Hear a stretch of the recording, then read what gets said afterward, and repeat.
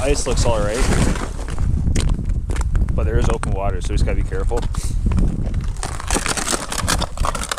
When you're going down the hill, yeah, the poles prevent the sled from running into you. Yeah. And because when they're crossed like this, it gets underneath, and once you have like your hips done up and everything, by shifting your hips like this, you can control where your sled goes.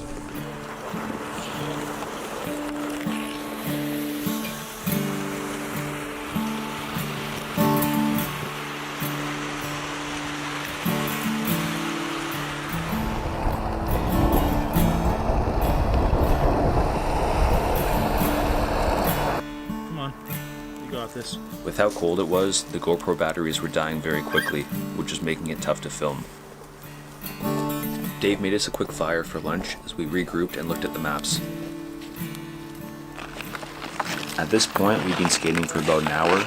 We're 3 lakes in, and the ice has been perfect. Where the lakes connect, there's open water, but other than that, there's at least 6 inches of ice. It's 2 o'clock now. You said how long does it take? You said it's 2 hours to get that tent set up? Yeah, get all the wood chopped and everything.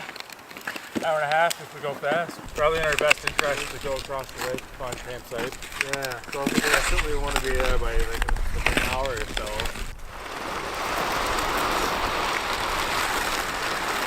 We are on the final lake. We're just looking for a campsite now.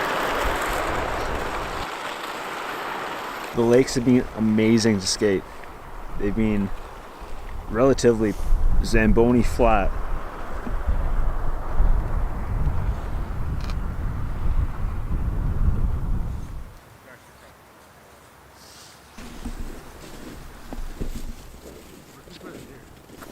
We're going to set up the tent in this general area, and because there's not a lot of snow depth right now, it will allow, it's a really flat area right here to put the stove on top of. But if there's lots of snow, you can make it work, and you pat it down, and you can kind of put the stove anywhere. It doesn't really matter so much.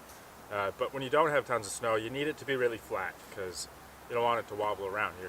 You have a box of fire inside of your tent. You don't want to mess around with it. So we're going to make the priority having a flat place for the stove to go, and then after that we can make good over here. We're going to have a whole pile of boughs. We're going to make a good foot of boughs in the back of the tent here to insulate us over top of all the snow back here, and then we'll put our thermarest and our sleeping bags on top of that. It should work out pretty well. It's going to go to the spot. We're going to have a beautiful view down the lake. The sun's going to set in the west, and we're going to get full sunshine in the east.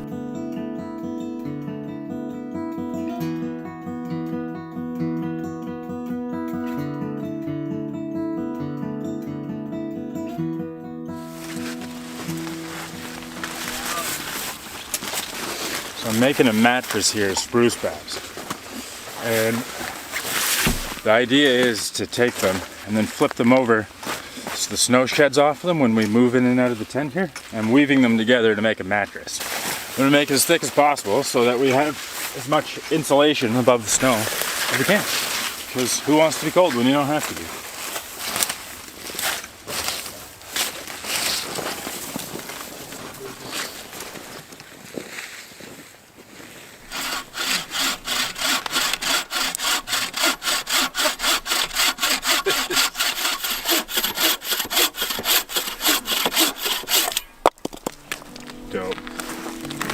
After finishing the camp chores, we headed out on the ice for a sunset skate.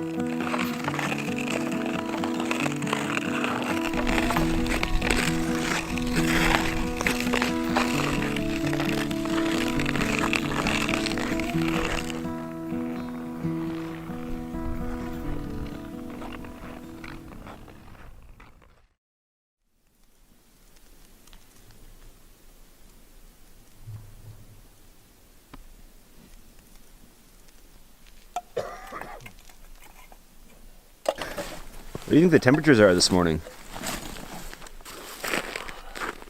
It's easily -8, -10. With no wind. No way, yeah.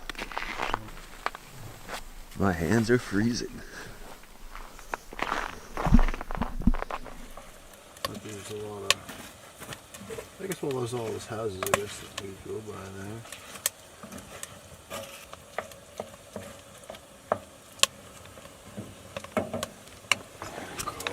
Those Richardson's Lake you guys want to try and get to? Yeah. So we're just packing up camp here, and we're gonna do a little exploring on the surrounding lakes. The wind's picked up a bit, and we have this dusting over the water, so it should the conditions should be pretty nice.